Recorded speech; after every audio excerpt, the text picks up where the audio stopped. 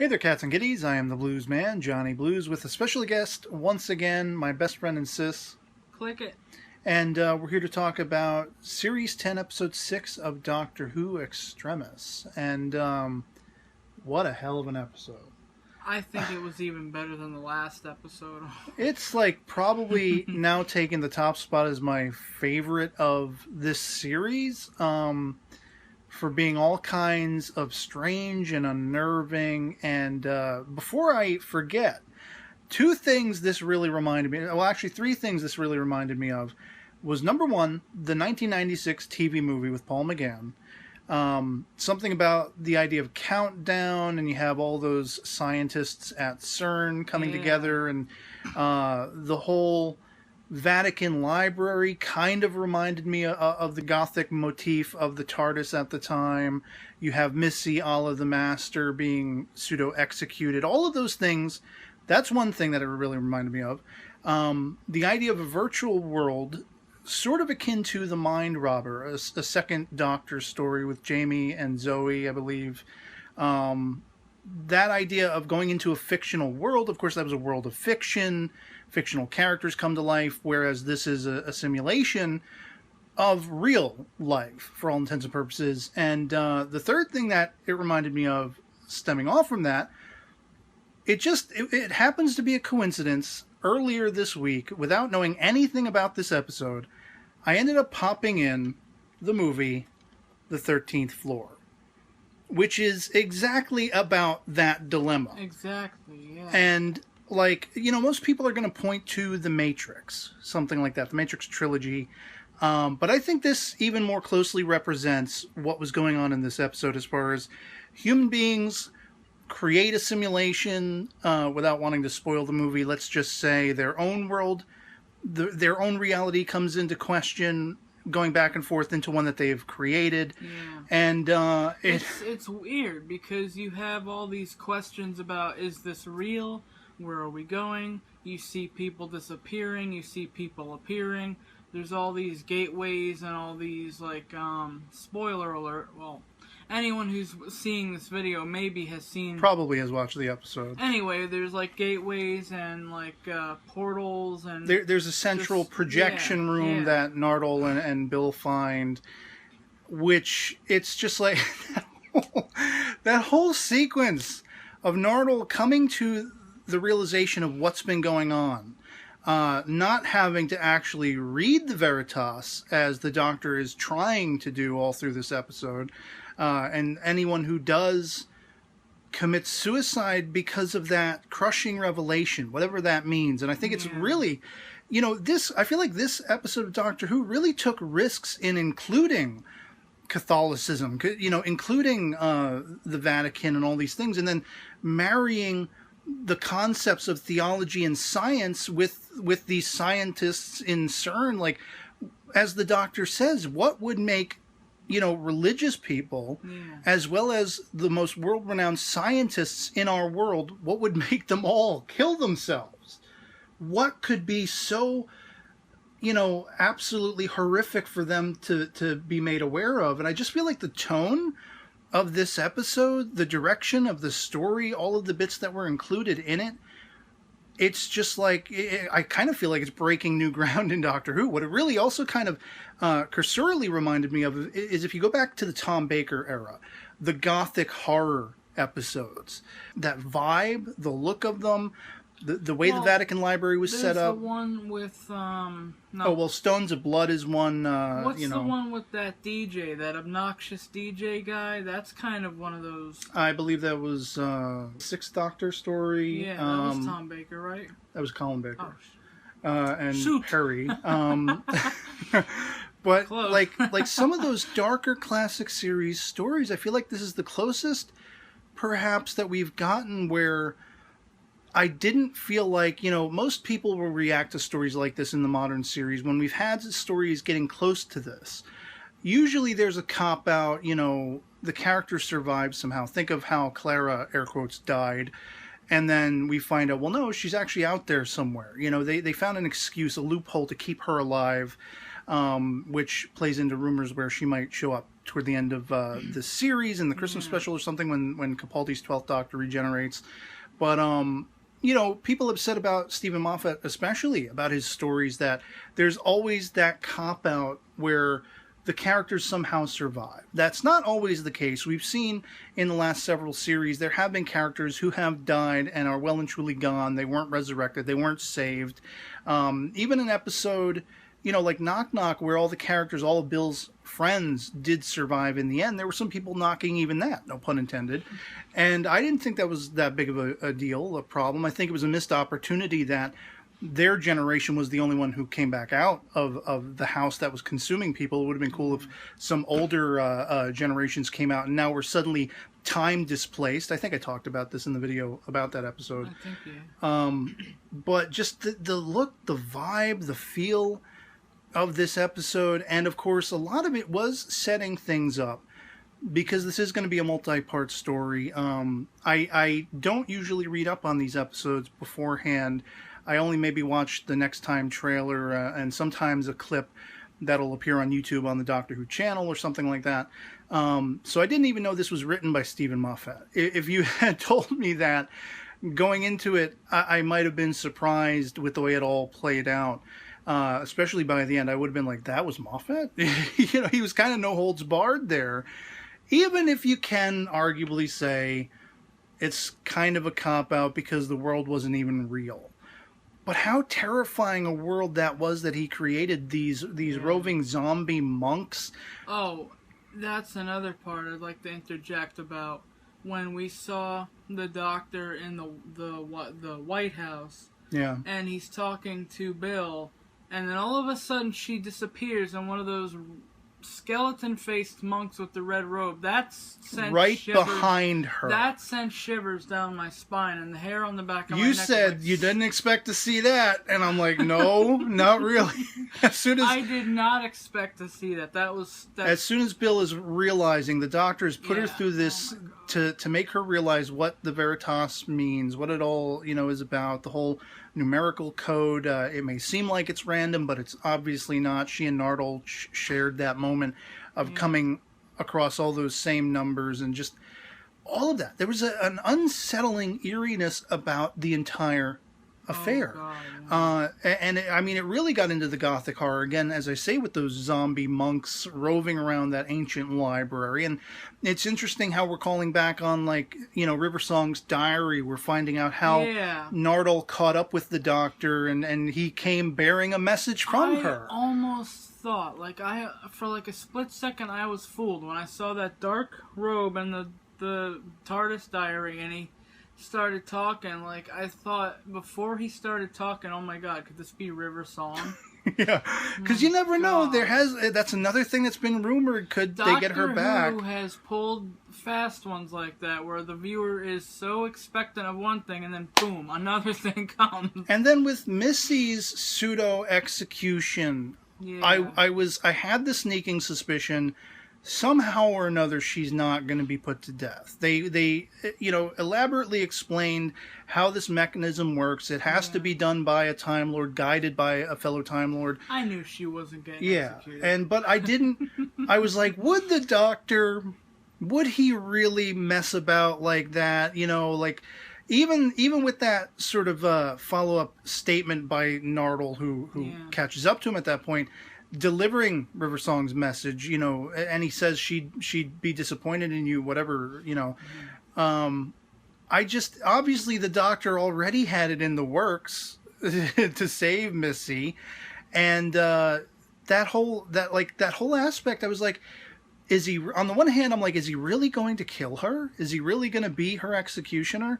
And then it was a level of, okay, well, no, he can't. He's not going to do that. He doesn't have it in his bones, yeah. He's not that kind of, I was going to say human being, but he's not that kind of alien. He's not, Time Lord, Doctor. Whatever. And so it got me really thinking, well, if he isn't going to, how is he going to manufacture her being saved? I had visions as the episode is unfolding of him perchance, she looks for all intents and purposes dead, and then he sneaks the body away, or they put the body in that container, and then he comes back and gets her and saves her. That is one of the funniest moments too, when he's there and they're about to take the body away, and then she comes up, and then they get scared. They run away.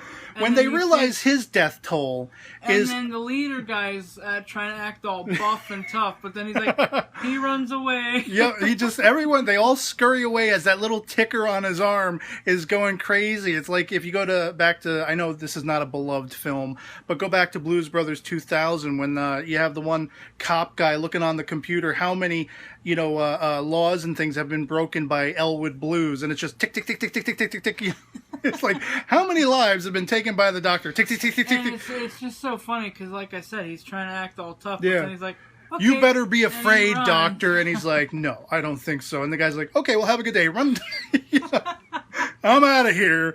That was absolutely hilarious. The way Missy jumps up and she's like, oh, I'm just going to have a nap, And one thing I got to say, I have been vocal about in some comments, and I don't remember if I really said this in any of the video coverage of this series thus far, but I said I would almost be disappointed if it's Missy in the vault. There's been a lot of fun speculation. Oh, could it be the first Doctor? Could it be Susan? Could it be Missy? Could it be the Master, John Sims Master, Omega, something else? And I was like, it would almost be too predictable for it to actually be Missy, because it seems like that is the most obvious choice. The way she did that little melody on the piano keys when the doctor says, oh, children who are being eaten alive in the Knock Knock episode. And it's like, oh, wow, this is just the most obvious answer out there. And so I was worried, if it ends up being her, it's too predictable. It might fall flat.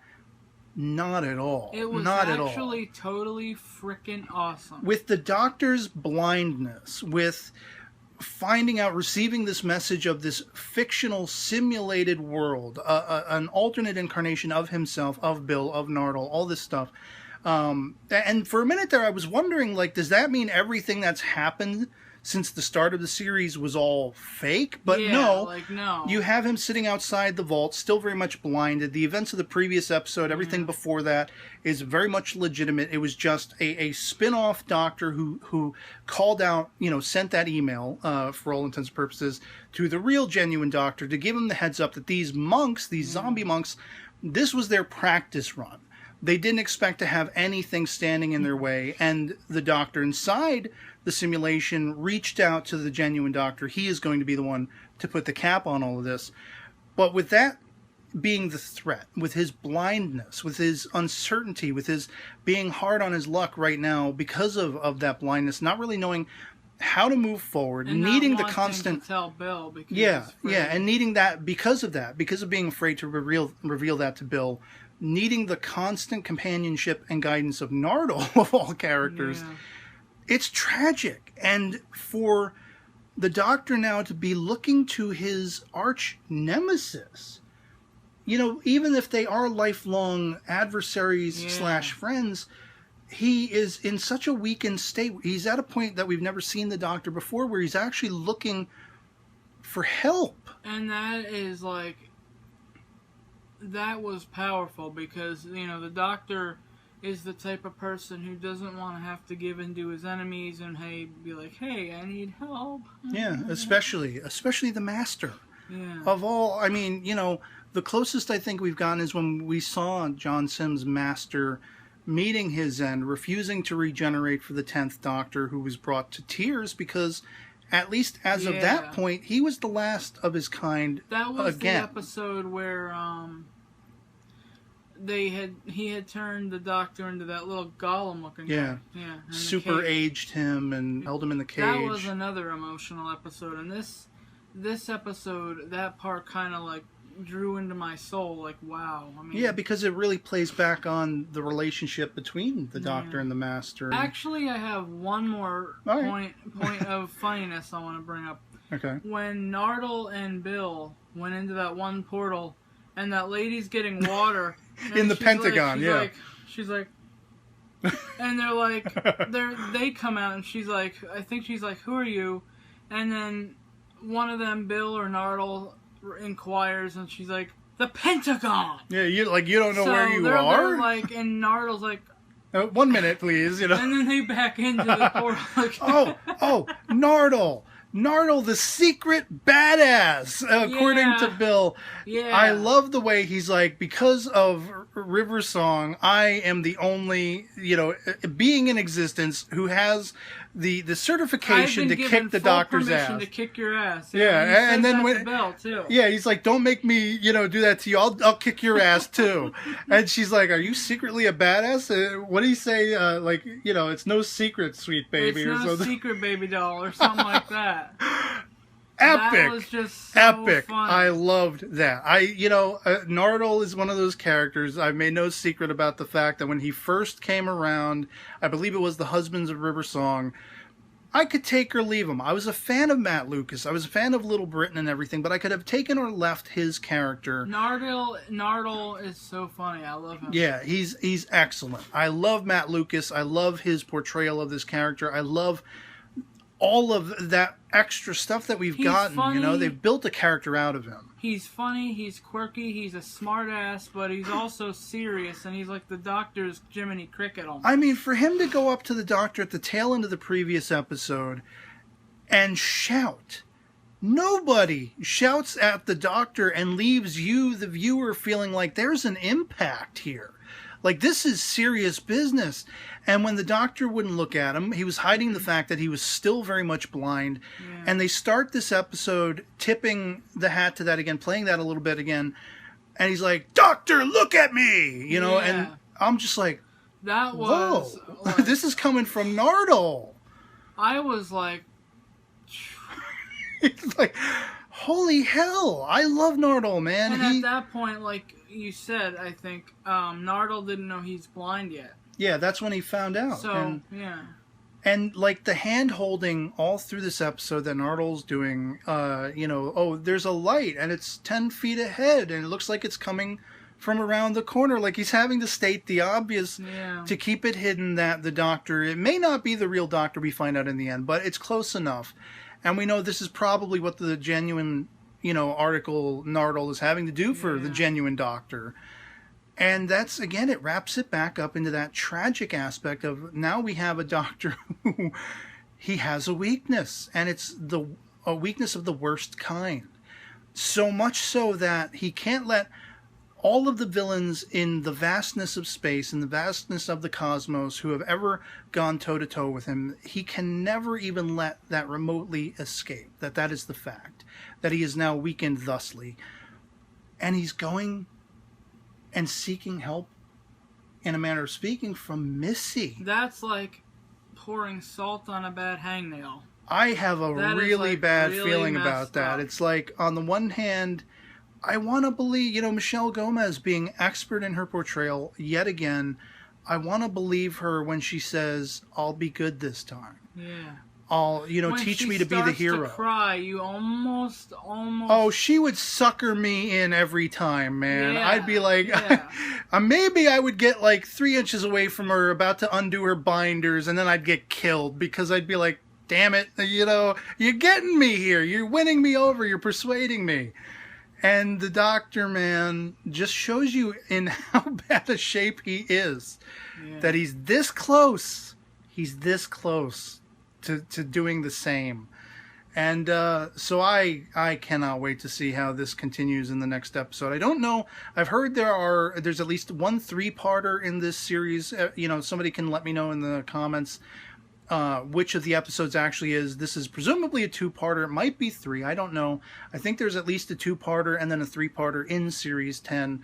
But I have no idea which episodes they are. So we'll find out. Yep. In a week, which will feel like a year. But to wait for the concluding aspect of this, or the continuing, it's going to be a long wait. And I guess that's going to be pretty much it from us on this particular episode, Extremis of Doctor Who. Mind-blowing as far as I'm concerned. Thoroughly engaging. Had me on the edge of my seat. Had my breath caught in my throat through a lot of it. Yeah. Freaked out. Not really sure what the hell was going on. And then as I say, that aspect that it's all a simulation, and I just watched this like yesterday or the day before, not having any idea what this episode was going to be about. And how closely it relates to the same aesthetics of this story. I highly recommend this movie. Fill your time for the next week watching things like the 1996 TV movie with Paul McGann. Watch this movie if you can find it, awesome. and see just how similar the whole aesthetic is. But yeah, bring on the next one. I cannot wait to see it. And hope you guys enjoyed this little sort of back and forth commentary between my sis and I. And hopefully, barring no issues, we will be back for the next one as well. So hope this video finds you guys well. That'll be pretty much that'll be pretty much it from us on this. Catch y'all later. Peace.